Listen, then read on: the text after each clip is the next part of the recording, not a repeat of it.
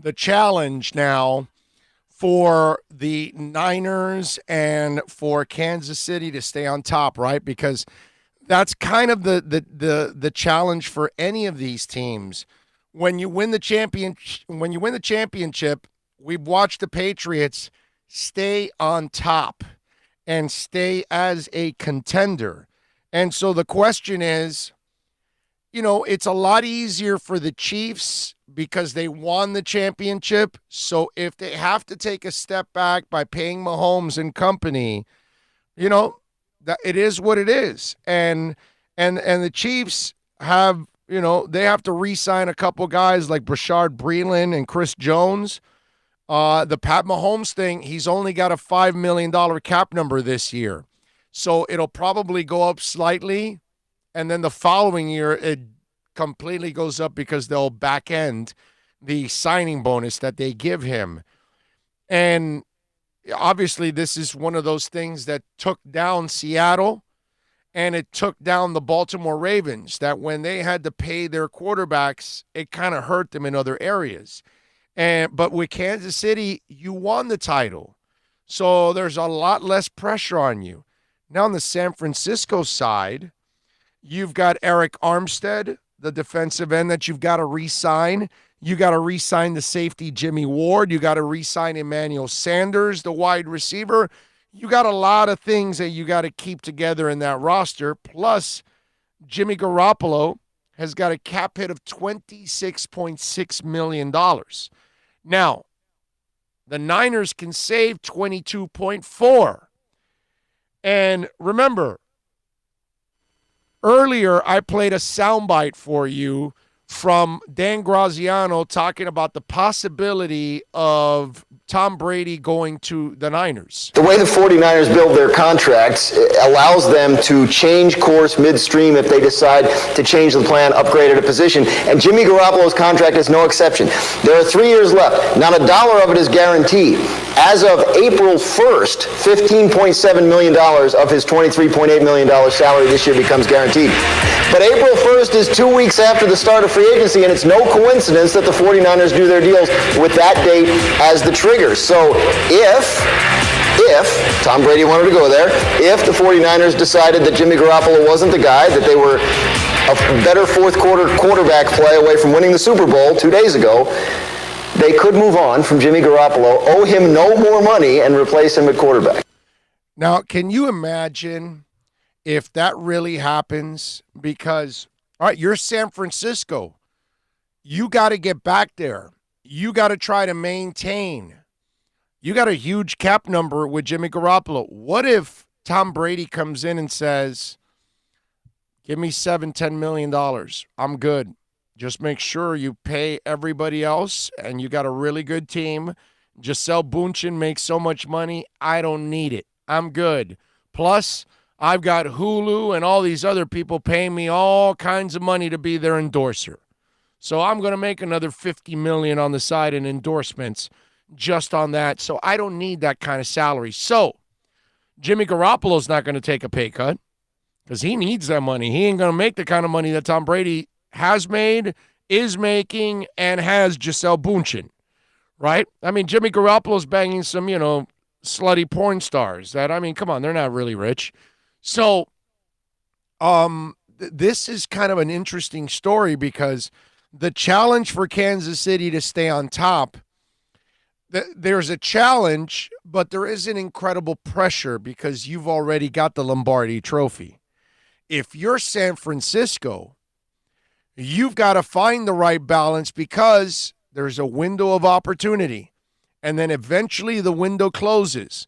This thing that the Patriots did for 20 years of keeping that window open, those are things that never happen.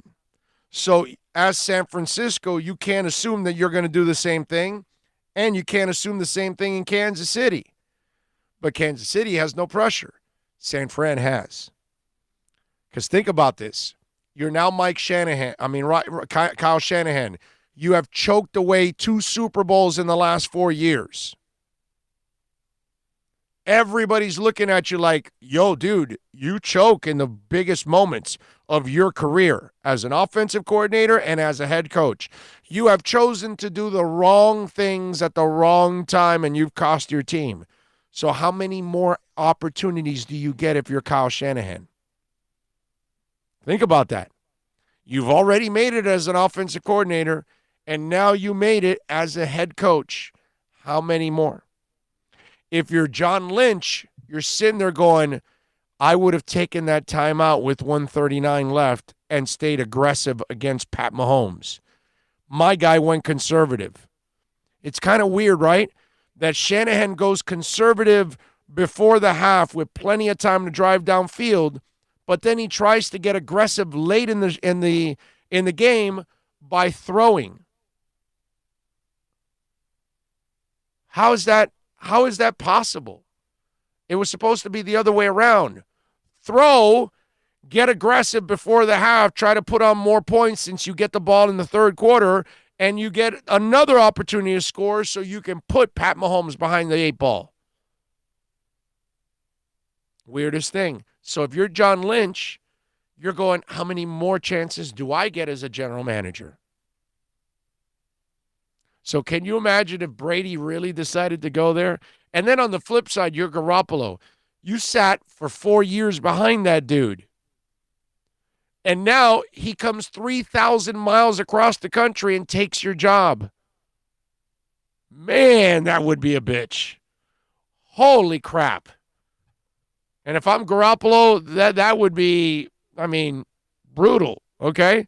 And look, Derek Carr has to live with these rumors all the time now because everything coming out of Raider Nation is like they're dying to get rid of Derek Carr and they want to get another quarterback. And now Tom Brady's been linked to them. But if I'm Tom Brady, I'm not going to Oakland. I'm not going to the Chargers. I'm not going to play with bad owners. But I will go to San Francisco. Not that the Yorks are great owners, but they finally figured it out with Lynch. And Lynch is running the show. Okay, I'll trust him. Plus Lynch is a great player in his own right. So Tom Brady and Lynch will have a lot in common when it comes to, understanding greatness, understanding the moment that, hey, there isn't a lot of time to screw around here. And you think about it, you might have a better chance of winning a championship in San Francisco than anywhere else if you're Tom Brady, even New England. You just show up and you tell them, hey, Jimbo, we're just going to continue your tutoring, buddy. Yeah, well, yeah. We're going to finish. We obviously didn't get to the fourth quarter of your tutelage. Yeah. We'll finish up with the fourth quarter, sit back for a year or two. Yeah, unfortunately, that's not going to happen at $26 million. They're not going to let him sit there. They will cut his ass and save $22 million. Jimbo, here's the door. We got Brady. Yeah. You understand? So that's all it is. So that's why this whole thing, this story comes out, about having to stay on top now, because that's the challenge for Kansas City and for San Francisco. But it's two teams that, in order to stay on top, there is a different level of desperation. There's actually none in Kansas City. It's just the challenge of trying to stay on top, whereas San Fran, there's a desperation. Because if you don't take advantage of this window, it closes on you, and you don't know when it opens again. You're not exactly sure. And if you're not sure that Garoppolo's the guy to get you over the top, then maybe that crazy idea of going after Brady does make sense. And if Brady comes in willing to take less money, and you're saving 22 on the cap and you only got to give him 10 because he wants you to spend it all on other players so he can get over the top. You're Brady, you're looking at a tight end. You know what he did for you in the past. Kittles can do for you. You're looking at that big-ass giant receiver, that Deebo Samuels, that can run over people pretty much. There's a lot of things to like on that team. So and that running game, you got a three-headed monster. They all run the ball, they all catch the ball. Tom Brady likes that too. He's used to having three backs in his backfield being productive. There's a lot to like there, okay? And if you feel that Garoppolo's not the guy that's going to get you over the top in the fourth quarter, then there you go. And if you're John Lynch and you're worried about your head coach and your quarterback, well, then change one of the two at least. That's the challenge of Kansas City and San Francisco to now stay on top. It's an interesting one, and it's one that has different demands. But it will be fun to watch them trying to stay